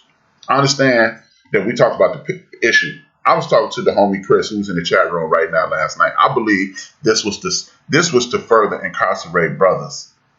This has nothing to do with Dr. Cosby. I think this is to further incarcerate brothers. They already cyber lynched them, and I don't want to talk about Dr. Cosby and disregard the offense that was done to sisters, to women. But it's just awful strange that you incarcerate this man, eviscerate his reputation in front of the world, destroy who he is and what he stood for, and then, and only then, did you you come back and say, let him out. Ain't it strange that the part where I made a deal with the prosecutor, just like Sammy the Bull Carano, just like a bunch of other people who got out of jail for murder, but they put this in front of the world. Because guess what? When you go into court, when they catch me and Jay selling crack, and they say we need to tell on Ray to Kev, and we're going to get y'all going to be immune, ain't no lawyer going to say, no, that deal ain't no good. Because, hey, I'm a criminal justice major. When I was at school, one of the first things the professor said is, if everybody in the world pled not guilty, even when they know they did wrong, guess what will happen? They don't have enough prosecutors and judges to prosecute everybody. They would have to let people out. So, with that being said, it's just a witch hunt, and Dr. Cosby is caught up in the midst of it, because I'm just trying to understand, if we're going to get pedophiles and rapists and all this, we're not just going to talk about Dr. Cosby and R. Kelly. We're going to talk about Harvey Weinstein. We're going to talk about this dude, Jeffrey Epstein. We're going to talk about the former president of the United States of America. We're going to talk about the former Prince of Wales, the Queen of England's husband. We're going to talk about Bill Clinton. We're going to talk about all these people who've been involved in all these nefarious activities in regards to eviscerating women's character. So if we ain't talking about everything, we're not going to talk about nothing. Period. That's it. Now, I just don't understand, man. It's Woody Allen. Thank you, RC. Thank you, RC. Woody Allen. We're going to talk about everybody. And what I would like for our community to do is go back to the point whereas if HRap got caught doing something, there's no way in hell DMVJ will invite Ray to Kev on to Tiger Park so they can talk about HRap. That's backyard conversation. That's barbershop conversation. That's the homies in the alley busting open the drink conversation. That ain't TV conversation. So until we get back to having TV conversation, we are going to continue to struggle in that fashion. That's insane. I don't get it. I hate it. And I ain't trying to hear it. Actually, she just texted me. She listening. She got a car. So we good if y'all want to continue. It's just, what do y'all think about this whole conversation about media? Cause see, to me, I don't know if y'all know about this. It's just awful coincidental that this Bill Cosby thing comes up right now. That this Sha'Carri Richards thing comes up right now. And we're focusing on that. But watch this, y'all.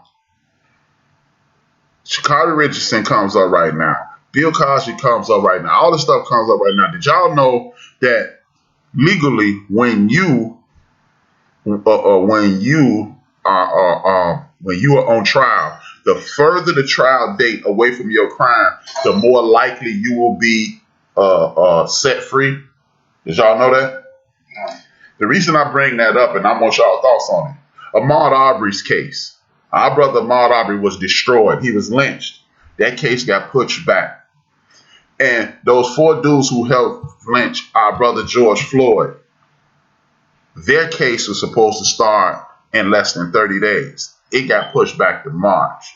Isn't that strange that we're not talking about that, but we're talking about Bill Cosby and crimes that he potentially committed 40 years ago, 35 years ago, but we're not talking about our brothers' evisceration and the people who destroyed him? I'm listening. Well, I didn't realize that part, but I'm gonna tell you what I thought. The distraction. I always look at it whenever something occurs, like what happened with Bill Cosby and Shamar, and when these things occur, right? Mm-hmm. I know media is trying to deflect, or so I didn't think about that part. I didn't think about that. What I did think about was this is when a lot of the criminals, and I'm gonna call them criminals because that's what they are, were part of that resurrection on the Capitol, on the insurrection on the Capitol. I thought that's what the distraction was. You know what I'm saying? Because that's what's coming up right now. Mm-hmm. A lot of the prosecutions of that case are coming out. I think this is about around the anniversary of that, right? 2 days ago. I thought that was the deflection, But I didn't think about the other side. I didn't think about okay, that's something. But I think it all is the same story. We have to stop being part of that machine and stop buying into these stories and feeding that machine, because that's all it is. Media is a money-making machine, and it drives a narrative that the powers to be wants to drive. And when we feed it, when we buy into it, not only does it continue, because it works. A lot of people are distracted. A lot of people don't, they don't reflect on what's happening in the background. They don't reflect on what's actually what's going on right now. Another thing that happened right now that, I hope people are understanding. I don't give dude a lot of credit.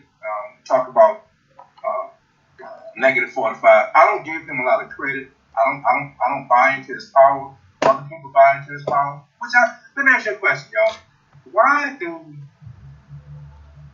How can I put this nice? Why do people back losers? I wonder that. People who support that rebel flag, right? Why do they back losers? They know they lost the war, right? Why do they back Trump? They know he lost, right? I don't get that. But there's another thing that's going on right now. He is starting to start his machine and starting that political, machine for this next election.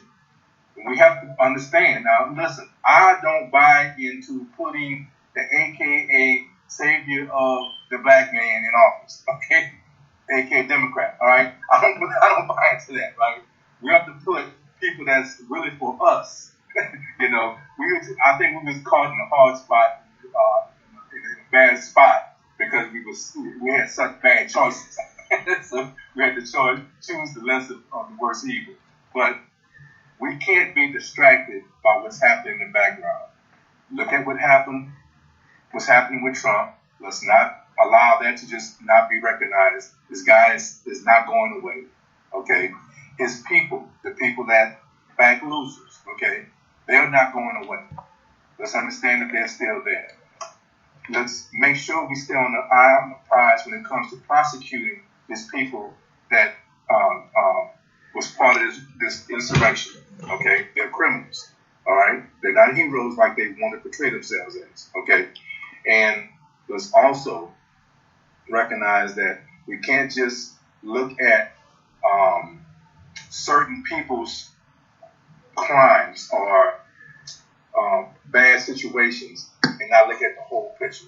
They're pedophiles across the board. They're not just in our community.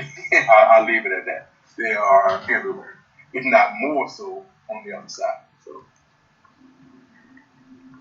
I'm spot on with everything that y'all saying. I think it's all about the deflection about what's going on.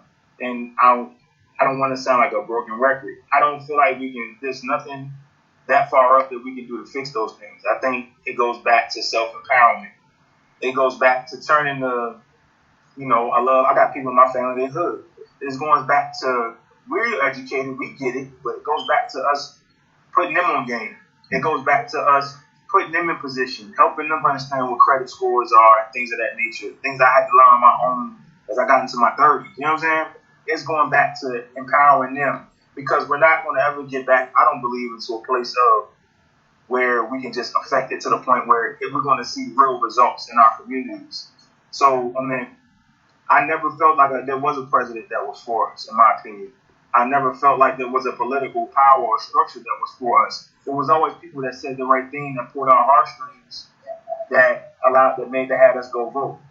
So with that being said, I think it's a matter of looking internally and finding out what can we do on your own personal level to get in position. That's my dad's favorite line to me about everything, is get in position. It's a true statement. It's about me teaching my son how to on game, so that when he's 35 or 36, he knows how to maneuver and make changes. So I agree with everything y'all are saying as far as everything else goes, but that's my only 2 cents today. Well, I want to address what Kev said, and then I want you guys to give me your like I said at the top of the show, your thoughts on the state of the community, and then close out with your parting shots. Kev, it's easy to explain why people support losers, or as you call them, losers, because people don't think on their own. See, it's difficult to open up a book. It's difficult to go Google. It's difficult to be shown what you believe is true isn't. Because then you're going to have to change everything about you. When you find out that everything I believe in is a lie, you got to do a whole lot of backpedaling, a whole lot of apologizing, and a whole lot of shifting in your life. Nobody, I don't know anybody, myself included, that just want to go, I have been wrong, I'm sorry. Nobody wants to do that. And then you got to go around and try to repair all the damage that you've done. So it's easier to just be lazy as hell and roll with it. Because the most humorous thing about that whole supporting of the flag and this, that, and the third, if you tell those people who support the Confederate flag, okay, well, let's go get some swastikas. They'll go, no, that's disrespectful. But it's only disrespectful. Actually, it's only disrespectful in the last 45 years, because I want everybody to do themselves a favor and look up the history of that swastika. You will be pleasantly surprised at the history of the swastika. Please do yourself a favor, and that's a little homework from the end of the bench. Watch what you find when you see that, when you find out the history of that swastika. You're going to shock that. And everybody got my phone number. Y'all too got my phone number. Reach out to me and be like, whoa. So, but when you see that, look how easy it is. Charlemagne the God says it best. And then I'm going to turn the floor over to y'all. It's easier to believe a pretty lie than to deal with the ugly truth. If he says nothing else that's worth hearing, that's something he says daily. And that's why they support it, because do you really want to say everything I've been living on is wrong? Nah, you don't want to do that. You don't want to do that, and when you do that, then you got a whole lot of apologizing to do.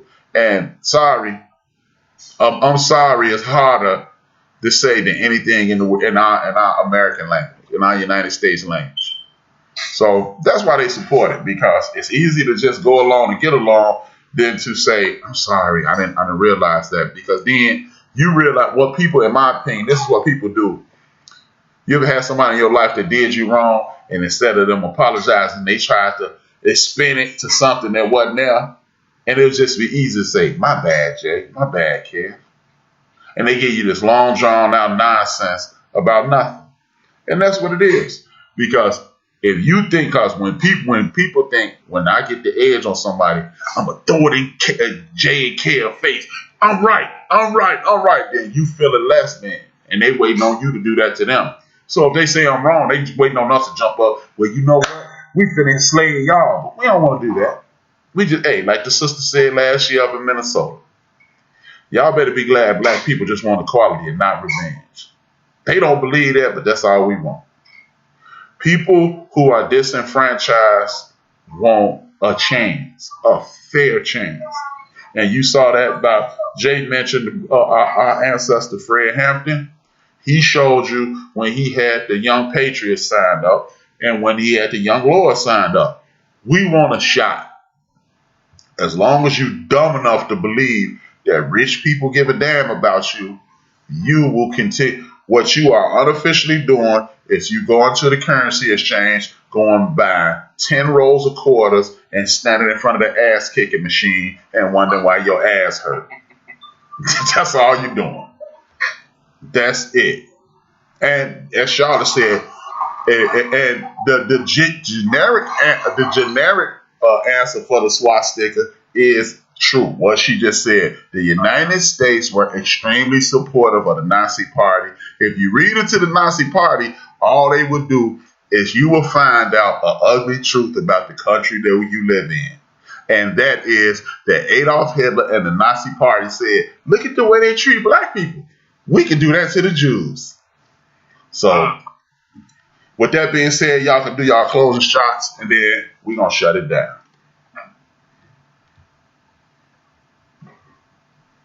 Either one of y'all. I'll go, Kev. I'm going to say this. First, it's a pleasure and an honor. This is the dialogue that I've been needing and what we continue to need to have because it's productive. So shout out to you for inviting me and letting me be a part of it.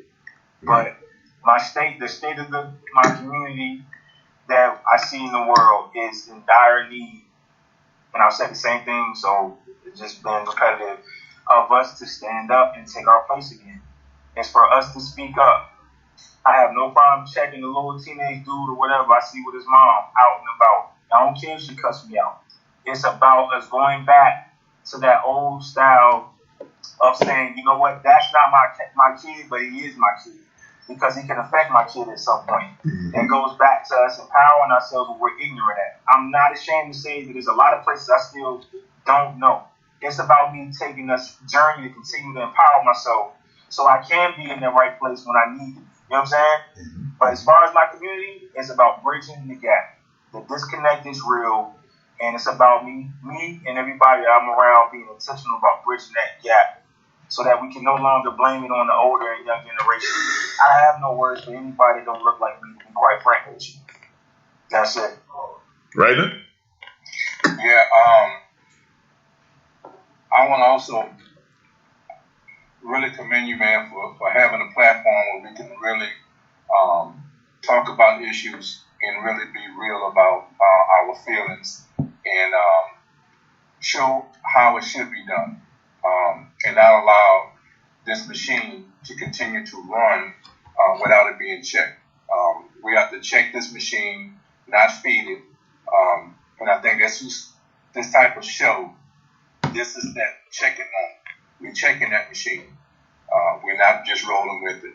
And I commend your show for giving us the platform to doing that. Some of the things that we talked about today that I want to reiterate. You talked about the military and how it should be something that, as a black community, we should embrace. One of the things when we talked about history, the Red Summer, Tulsa, one of the common things when you start researching those movements and those events, it was veterans, people, black men who went off in the military, came back home, and was the pillar of the structures that were being built. And because of that structure, it was a true threat.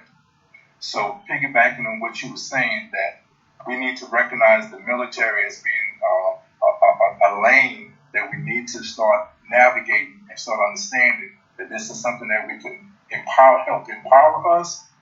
Let's go back to our history. because it was the common thread that threatened the people in power, because they understood that structure, that discipline, that respect that these veterans are going to demand in their community. That's going to be our downfall. And this what causes those events to occur. So let's view history and understand it, and perhaps we can replicate it and move forward. Okay? The other thing I want to mention is that, we have to understand our wealth and our worth. Okay?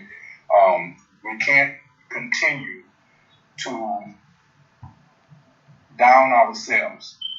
We are already going to get enough of that on the other side. Mm-hmm. Let's stop looking at each other and saying what's wrong with them or find a fault in them. Let's look at the positives of what people are doing in the community. Okay? LeBron James has so many negative comments, yet he does so much positive things in this community. Do we recognize those things? Or do we always going to say, well, he doesn't take the last shot? Who cares about that last shot? I care about the fact that he is educating so many young people in the community. Let's look at ourselves and have pride and have and the value that we have in ourselves, because we have so much untapped potential that they are scared and afraid. This is why they put so much resources in keeping us down and holding us back. We have a whole social structure, we have a whole community, a whole government, right, that's trying to keep us down. There's a reason for that. And we have, as a community, we have to recognize why that is. Why is there such a huge target on our back? It's because the power that we have inside of us. So let's start recognizing and building on it. Thanks. Man, that was dope. Man, I appreciate you guys coming on, man. I'm going to do this once a month, and you guys are welcome to come on as much as you want. I'm not going to, I could have up to me and 9 more people. If it's 9 of us on here, 10 of us on here, we're just going to have an even greater conversation. So every month, after next month, I'm doing on the first Saturday of the month. Next Saturday going to be my birthday, and I'm not doing it on my birthday. But actually, I'm lying. It's the day after my birthday. So I might do it, man. And, because guess what? I can't sit up and tell everybody, man, we got to sacrifice, and then I ain't willing to sacrifice a sorry ass celebration instead of doing what we need to do.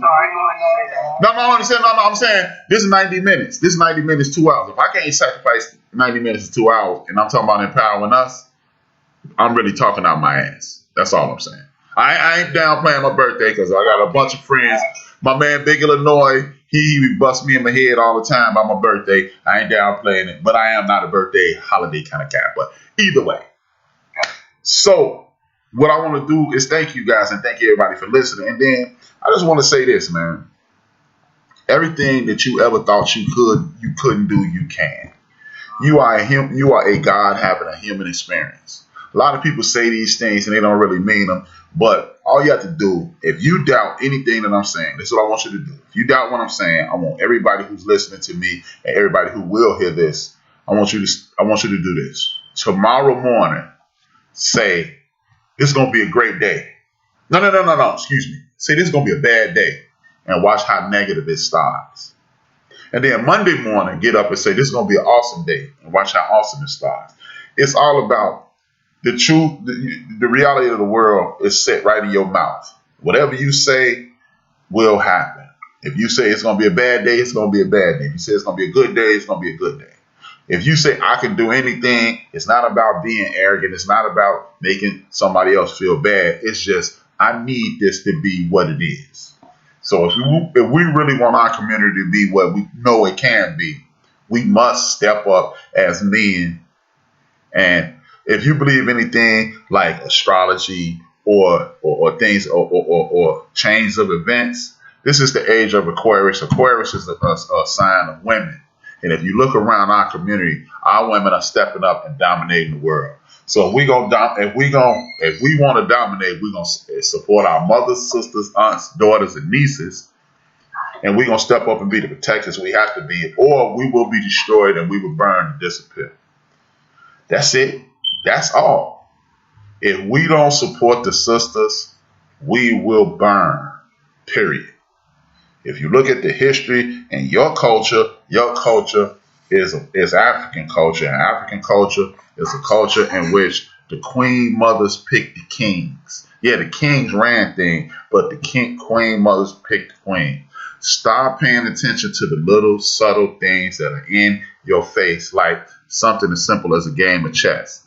The game is over when the king is taken over, but the queen does exactly what she wants to do on that board in any direction. She can go from corner to corner. She can go diagonal. Only thing she can't do is go in a circle.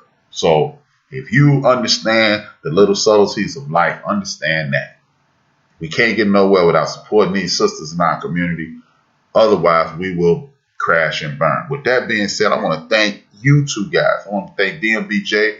I want y'all to go research, look up on YouTube, type apart. I'm sure him and our brother Big Mo will be on soon. It's an awesome show. You like this show, you'll love that show. I want you to also go into my chat room and look up my brother D.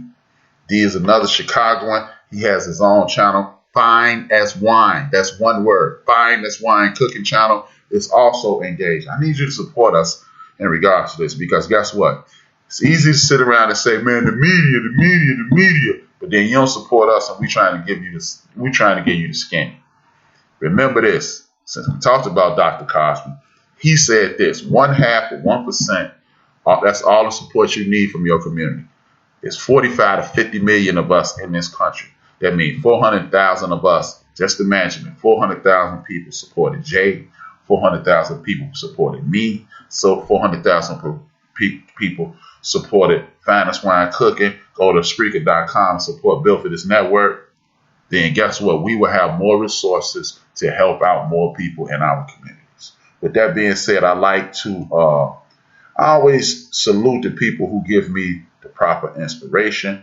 That goes for the following people. My brother out of LA, his name is Tariq Nasheed. Nori, the MC from New York, Queens, New York, Noriega, with the Dream Champs, Talib Kweli, Ray Grady, Zoe Williams, Corey Holcomb, Craig Smith from Craig Facts, Al Sharpton, Heather B, Clay Kane, Larry Daniel Favors, our elder Joe Madison, Baba, Dr. Greg Carr, and Queen Mother Karen Hunter. They all inspire me. I am reconfiguring my show. I'm going to have more guests. I'm going to have more health and wellness. I'm creating another show right now with me and my sister, and we are going to continue to put out information that will empower our communities from top to bottom. I want to thank everybody who came in, and y'all know how I end every show. I salute a brother who helped inspire me. His name is Reggie O'Shea. He goes by the name of Combat Jack, and he used to end his shows by saying, dream those dreams, and man up and woman up and live those dreams, because life without dreams flows in black and white, and life with dreams flows in technicolor and surround sound. And you know what? I'm starting to end my show by saying this: do something before something is done to you. 2 fingers, 1 word. It's your man HRap. It's DMVJ, and that's Rated Kev.